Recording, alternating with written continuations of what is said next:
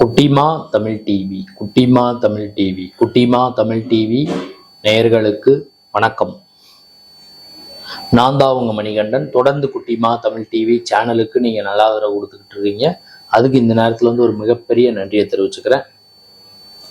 இன்னைக்கு குட்டிமா தமிழ் டிவி சேனல்ல பார்க்க போற படம், திரை விமர்சனத்துல பார்க்க போற படம் அன்விசிப்பின் கண்டேதும். இது பாத்தீங்கன்னா ஒரு மலையாள திரைப்படம். இது பாத்தீங்கன்னா ஓடிடி தளத்துல ரிலீஸ் பண்ணியிருக்காங்க. இந்த படத்தோட திரை விமர்சனத்தை பார்க்க போறதுக்கு முன்னாடி சேனலை சப்ஸ்கிரைப் பண்ணாதவங்க ஒரு தடவை பண்ணவங்க பெல் பட்டனையும் சேர்த்து அழுத்துங்க. அப்படி நீங்கள் பெல் பட்டன் அழுத்தினாதான் நாங்கள் வீடியோ அப்லோட் பண்ண உடனே உங்களுக்கு நோட்டிஃபிகேஷனில் காமிக்கும். நீங்கள் அந்த வீடியோவை பார்த்து என்ஜாய் பண்ணலாம். உங்கள் நண்பர்கள் உறவினர்கள்கிட்ட குட்டிமா தமிழ் டிவி சேனலை பற்றி சொல்லி, இந்த சேனலை பற்றி சொல்லி அவங்களே இந்த சேனலை சப்ஸ்கிரைப் பண்ண வைங்க. திரை விமர்சனத்துக்கு போகலாம். அன்விசிப்பின் கண்டேதும் படத்தோட டைட்டில். இது மலையாள திரைப்படம். இந்த டைட்டிலுக்கு அர்த்தம் என்னன்னு கேட்டீங்கன்னா, தேடுனா கிடைக்கும், தேடி போனா கிடைக்கும். அதுதான் இந்த டைட்டிலுக்கான அர்த்தம். இந்த படத்தோட ஹீரோ டொவினோ தாமஸ். தனுஷ் படத்துல எல்லாம் நடிச்சிருக்காரு, வில்லனா நடிச்சிருக்காரு. மாரி 2ல அவர் தான் இந்த படத்தோட கதாநாயகன், போலீஸ் அதிகாரியா நடிச்சிருக்காரு. படம் ஆரம்பிக்கும் போதே பாத்தீங்கன்னா கோட்டயம் போலீஸ் ஸ்டேஷன் நினைக்கிறேன், மழை பெஞ்சுக்கிட்டே இருக்கு. கதாநாயகன் உயர் அதிகாரியை பார்க்கறக்காக அந்த போலீஸ் ஸ்டேஷனுக்கு வராரு. அவர் வெயிட் பண்ணிட்டு இருக்காரு. வெயிட் பண்ணா கதை பிளாஷ்பேக்ல ஆரம்பிக்கிறாங்க. ஒரு பகுதி, அவர் வேலை பார்க்கக்கூடிய ஸ்டேஷன் பகுதியில் பார்த்தீங்கன்னா ஒரு பொண்ணு காணாமல் போயிட்டாங்கன்னு ஒரு கம்ப்ளைண்ட் ஒன்று வருது.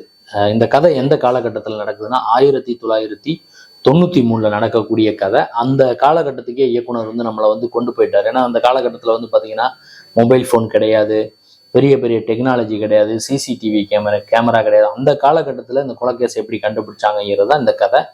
இந்த பொண்ணு காணாமல் போன பொண்ணு பார்த்தீங்கன்னா ஒரு கட்டத்தில் இறந்துடுறாங்க. இந்த பொண்ணை கொலை பண்ணது யார், அதை ஹீரோ எப்படி கண்டுபிடிக்கிறாரு அப்படிங்கிறது தான் முதல் பாதி கதை. இரண்டாம் பாதி கதை பார்த்தீங்கன்னா, இவர் சஸ்பெண்ட் ஆனவர் அந்த போஸ்டிங் வாங்கிட்டு ஒரு ஊருக்கு போறாங்க. 4 பேர் போயிட்டு அங்கே பார்த்தீங்கன்னா 1986-88 காலகட்டங்களில் ஒரு பொண்ணு கொலை செய்யப்பட்டிருக்காங்க. அந்த கொலையை பண்ணது யாரு, அந்த இன்வெஸ்டிகேஷன் டேக் ஆஃப் ஆகாமல் விட்டதுனால அந்த கேஸை நீங்கள் கண்டுபிடிக்க போங்க அப்படின்னு சொல்லி 93 இந்த ஹீரோவையும் ஒரு 2-3 பேரையும் சேர்த்து உயர் அதிகாரி அனுப்புறாரு. இவங்க அந்த ஊருக்கு போறாங்க. அந்த ஊருக்கு போய் அந்த கொலை கேஸை எப்படி கண்டுபிடிச்சாங்கிறதான் இரண்டாம் பாதி திரைக்கதை. இந்த படத்தோட கதையை உங்களுக்கு புரியுற மாதிரி சொன்னா, 2 பெண்களுடைய கொலையை கதாநாயகன் எப்படி கண்டுபிடிச்சாருங்கிறது தான் இந்த படத்தோட திரைக்கதை. முதல் பாதியில ஒரு பொண்ணை கொலை பண்ணதை கண்டுபிடிச்சாரு. இரண்டாம் பாதியில் இன்னொரு பொண்ணை கொலை பண்ணதை கண்டுபிடிச்சாரு. அவர் எப்படி கண்டுபிடிச்சாரு அப்படிங்கிறது தான் இதுல இருக்கக்கூடிய ட்விஸ்ட் அண்ட் டர்ன்ஸ். படத்தோட கிளைமேக்ஸ் பாத்தீங்கன்னா யாருமே எதிர்பார்க்காத ஒரு ட்விஸ்ட் ஒன்று இருக்கு. படத்தோட பின்னணி இசை சந்தோஷ் நாராயணன். அவருடைய பின்னணி இசையும் பாடல்களும் நம்மளை அடுத்த கட்டத்துக்கு கொண்டு போகுது. டொவினோ தாமஸ் பாத்தீங்கன்னா அவர் ஒரு போலீஸ் அதிகாரியா அந்த கேரக்டராகவே எஸ்ஐயாவே வாழ்ந்திருக்கு அப்படின்னு தான் சொல்லணும். ரொம்ப ஹீரோயிசம்லாம் கிடையாது, கதை தான் ஹீரோ. இதுல கண்டுபிடிக்கக்கூடிய விஷயங்கள் தான் ஹீரோ. ஒவ்வொரு கேரக்டருக்குமே ஈக்குவல் இம்பார்ட்டன்ஸ் கொடுத்துருக்காரு இயக்குனர். இப்போ வரக்கூடிய மலையாள திரைப்படங்கள் நிறைய படங்கள் வெற்றி அடைஞ்சிருக்கு. பிரேமலு பெரிய ஹிட்டு, அதுக்கப்புறம் மஞ்சமல் பாய்ஸ் இன்னும் தமிழ்நாட்டில் ஓடிக்கிட்டு இருக்கு. பிரேமலு பார்த்தீங்கன்னா தமிழில் டப் பண்ணி ரிலீஸ் பண்ண போறாங்க. இந்த படம் ஓடிடியில் ரிலீஸ் ஆன படம், தமிழ் டப்பிங்கில் தான் நான் பார்த்தேன். அப்படியே மலையாளத்தில் பார்த்துருந்தா கூட இந்த படத்தோட கதை நமக்கு டீட்டெயிலாக புரியக்கூடிய வாய்ப்புகள் இருக்குது. படம் பார்த்தீங்கன்னா ஃபர்ஸ்ட் ஹாப்பும் சூப்பராக இருக்குது, செகண்ட் ஹாப்பும் சூப்பராக இருக்குது. அதாவது இன்வெஸ்டிகேஷனை அவங்க எந்த அளவுக்கு, அதாவது சிசிடிவி கேமரா இல்லாத காலகட்டம், டெக்னாலஜி இல்லாத காலகட்டம், செல்போன் இல்லாத காலகட்டம், அந்த 93 எப்படி இந்த கொலைகேஸ் அவர் கண்டுபிடிச்சாரு அப்படிங்கிற சில நுணுக்கமான விஷயங்கள். அதாவது போலீஸ்னாலே பார்த்தீங்கன்னா அவங்க சீக்கிரமா எடை போட்டுருவாங்க. பாபநாசம் படத்துல அதை தான் சொல்லியிருப்பாங்க. அந்த ஆசா சரத் அவங்க பையன்தான் இதாயிருவாரு. அவங்க சொல்லியிருப்பாங்க, அதாவது ஒருத்தனை பார்த்த உடனே குற்றவாளியா இல்லையான்னு கண்டுபிடிக்கிற அறிவு போலீஸ்காரனுக்கு வேணும். ஆனா அவன் குற்றவாளி, எனக்கு ஆதாரம் கிடைக்கல அப்படிங்கிற மாதிரி அவங்க சொல்லுவாங்க கமலஹாசன் அவரை பார்த்து. ஆனா இதுல பார்த்தீங்கன்னா போலீஸ் அதிகாரி சின்ன சின்ன துருப்புகளை கூட அழகா கண்டுபிடிச்சு போற விஷயங்கள் ரொம்ப நல்லா இருக்கு. இந்த படத்துல குறைகள்னு எனக்கு ஒன்றும் பெருசா தெரியல.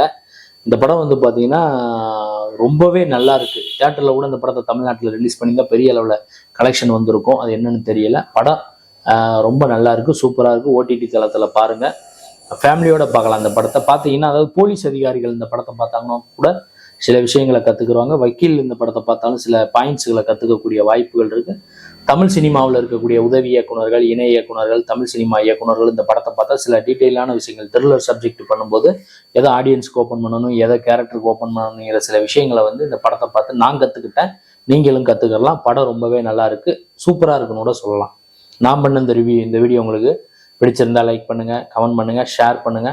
மறக்காம சேனலை சப்ஸ்கிரைப் பண்ணாதவங்களா இருந்தா பண்ணுங்க, பண்ணவங்க பெல் பட்டனை சேர்த்து அழுத்துங்க. அடுத்த வீடியோல வந்து இதே மாதிரி ஒரு திரை விமர்சனம் அல்லது சினிமா செய்தி அல்லது இதர செய்தியோட மீண்டும் நான் அவங்கள வந்து சந்திக்கிறேன். குட்டிமா தமிழ் டிவி சேனலை பார்த்து ரசிச்சுக்கிட்டு இருக்க நேயர்களுக்கும் ரசிகர்களுக்கும் பொதுமக்களுக்கும் மிக்க நன்றி.